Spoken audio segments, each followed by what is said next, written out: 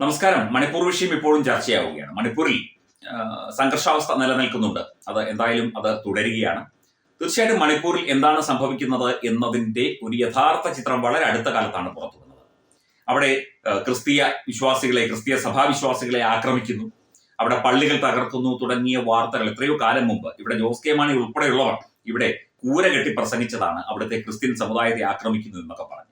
അവിടെ ഈ മെയ്തൈ കുക്കി വിഭാഗങ്ങൾ തമ്മിലുള്ള പ്രശ്നവും അവരുടെ സംവരണ വിഷയവുമാണ് എന്നുള്ള കാര്യം കേരളത്തിലെ മാധ്യമങ്ങൾക്ക് അറിയാഞ്ഞിട്ടല്ല, പക്ഷേ അത് ചെയ്യുന്നില്ല. ഇപ്പോൾ സൈന്യത്തിന്റെ നിയന്ത്രണത്തിലാണ് മണിപ്പൂരിന്റെ പല പ്രദേശങ്ങളും. ഇവിടെ പണ്ട് കശ്മീരിൽ നടന്നതുപോലെ സൈന്യത്തെ അതിക്രൂരമായി ആക്രമിക്കുകയാണ് ഈ കുക്കി വംശജർ ചെയ്യുന്നത് എന്നുള്ള റിപ്പോർട്ടാണ് പുറത്തു വരുന്നത്. അതിന്റെ ചില ദൃശ്യങ്ങളും സമൂഹ മാധ്യമങ്ങളിലൂടെ പ്രചരിക്കുന്നുണ്ട്. തീർച്ചയായിട്ടും സൈന്യം ശക്തമായി തിരിച്ചടി കൊടുക്കുന്നുണ്ട്. സൈന്യം നിയന്ത്രണം ഏറ്റെടുത്തിട്ടുണ്ട്. അവിടുത്തെ പ്രശ്നങ്ങളും പ്രതിസന്ധികളും പരിഹരിക്കാൻ അമിത്ഷാ ഉൾപ്പെടെയുള്ള ആളുകളുടെ നേതൃത്വത്തിൽ ചർച്ചകളും അതുപോലെയുള്ള ഇടപെടലുകളും നടക്കുന്നുണ്ട്. സൈന്യത്തിന്റെ ഇടപെടൽ നടക്കുന്നുണ്ട്. പ്രതിരോധ മന്ത്രാലയം പ്രത്യേകമായി ക്യാമ്പുകൾ അവിടെ തുടങ്ങിയിട്ടുണ്ട്. അപ്പം അതിനിടയിലൂടെ ഈ മണിപ്പൂർ വിഷയത്തെ ആളിക്കത്തിക്കാൻ ഇവിടെ ചില തീവ്രവാദ ജിഹാദി ശക്തികളും ശ്രമിക്കുന്നുണ്ട്. അത് കൂടുതലായി ഇപ്പോൾ കാണാൻ സാധിക്കുന്നു. നിരവധി സമൂഹ മാധ്യമ പോസ്റ്റുകളിലൊക്കെ തന്നെ മണിപ്പൂരിൽ ഇതുപോലെ സൈന്യം ഇവരെ അടിച്ചമർത്തുന്നു, ഈ കുക്കി വംശജരെയും മെയ്തൈ വിഭാഗത്തെയും ഒക്കെ അടിച്ചമർത്തുന്നു, ആക്രമിക്കുന്നു, അതുപോലെ തന്നെ വെടിവെക്കുന്നു തുടങ്ങിയ വാർത്തകളൊക്കെ പല ജിഹാദി ഹാൻഡിലുകളിലും അത് ട്വിറ്ററിലും അതുപോലെയുള്ള പ്ലാറ്റ്ഫോമുകളിലും ഒക്കെ വരുന്നുണ്ട്. പക്ഷെ അവിടെ സംഭവിക്കുന്നത് അങ്ങനെയല്ല.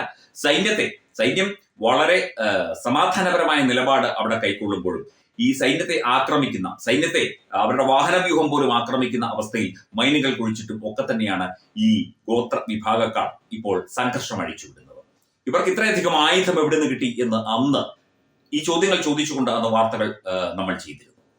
ഇത്രയധികം ആയുധങ്ങൾ സാധാരണ ഗോത്ര വിഭാഗത്തിൽപ്പെട്ട മണിപ്പൂർകാർക്ക് എവിടെ നിന്ന് കിട്ടി?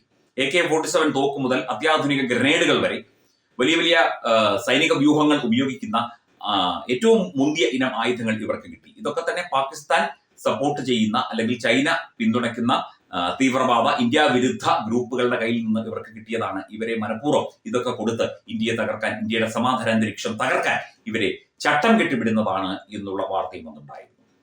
സൈനികർ ശക്തമായി തിരിച്ചടിക്കുകയാണ്. സൈന്യത്തെ ഇത്തരത്തിൽ വാഹനവ്യൂഹം ആക്രമിച്ചും സൈന്യത്തെ വെടിവെക്കാൻ ശ്രമിച്ചും സൈന്യത്തെ കല്ലെറിഞ്ഞുമൊക്കെ കാലങ്ങളോളം കാശ്മീരിൽ സമാധാനം തകർത്തിരുന്നു. അവിടെ അതിശക്തമായ ഇടപെടലുണ്ടായി. അവിടുത്തെ പ്രധാനപ്പെട്ട വകുപ്പുകളും അവിടുത്തെ പ്രത്യേകമായ അവസ്ഥയും എടുത്തു കളഞ്ഞു. 35A 370 ആർട്ടിക്കിളും ഒക്കെ എടുത്തു കളഞ്ഞു. ഇപ്പോൾ കാശ്മീരിൽ ഫാഷൻ ഷോ വരെ നടക്കുന്ന കാലഘട്ടമാണ്. എന്താണ് ഒരു ഫാഷൻ ഷോ നടന്നാൽ കുറ്റം? ഫാഷൻ ഷോ നടന്നാൽ കേസെടുക്കുമായിരിക്കും ഒമർ അബ്ദുള്ള. സാരമില്ല, അത് അദ്ദേഹത്തിന്റെ രീതിയാണ്. റംസാൻ കാലത്ത് അവിടെ ഫാഷൻ ഷോ നടത്താൻ പാടില്ലത്രേ. അത് അവിടുത്തെ ജനങ്ങൾ നോക്കിക്കൊള്ളും. അപ്പം ആ സമാധാനാന്തരീക്ഷം കാശ്മീരിൽ കൈവന്നിരിക്കുന്നു. അതുപോലെ തീർച്ചയായിട്ടും മണിപ്പൂരും ശാന്തമാകും. മണിപ്പൂരിൽ ശക്തമായ സൈനിക ഇടപെടലുണ്ടാകും. പ്രതിരോധ വകുപ്പിന്റെയും ആഭ്യന്തര വകുപ്പിന്റെയും കൃത്യമായ ഇടപെടൽ മണിപ്പൂരിലുണ്ടാകും. അത് ഉടൻ തന്നെ സാധ്യമാകും. അത് വലിയ ഒരു സംഘർഷം ഒഴിവാക്കുന്നതിനായിട്ടാണ് സൈന്യം ഇപ്പോൾ സംയമനം പാലിക്കുന്നത്. സൈന്യത്തിന് താടിക്കിട്ട് നല്ല തട്ടുകൊടുക്കാൻ അറിയാൻ വയ്യാഞ്ഞിട്ടില്ല. പിന്നെ സൈന്യത്തെ ആക്രമിക്കുന്നവരോട് നിങ്ങൾ വലിയ ആള് ക്ഷമയേണ്ട, നിങ്ങൾ ഏത് വംശജരായാലും നിങ്ങളുടെ കയ്യിൽ എത്ര AK-47 തോക്കുണ്ടായാലും ബോംബുണ്ടായാലും ഇന്ത്യൻ സൈന്യത്തെയൊക്കെ ആക്രമിക്കാൻ ശ്രമിച്ചു കഴിഞ്ഞാൽ അത് ഇന്ത്യക്കാരായാലും ആരായാലും അതിനൊക്കെ കൃത്യമായ മറുപടി സൈന്യം തന്നെ തന്നുകൊള്ളും. ബ്രാൻഡിംഗ് പാർട്ണർ എഡ്യൂബിക്സ് online executive education, focus physiotherapy centre Pattom, Unnath engineering Gujarat, തീർത്ഥയാത്ര.com, അയൺ ബിൽഡ് ഗുജറാത്ത്.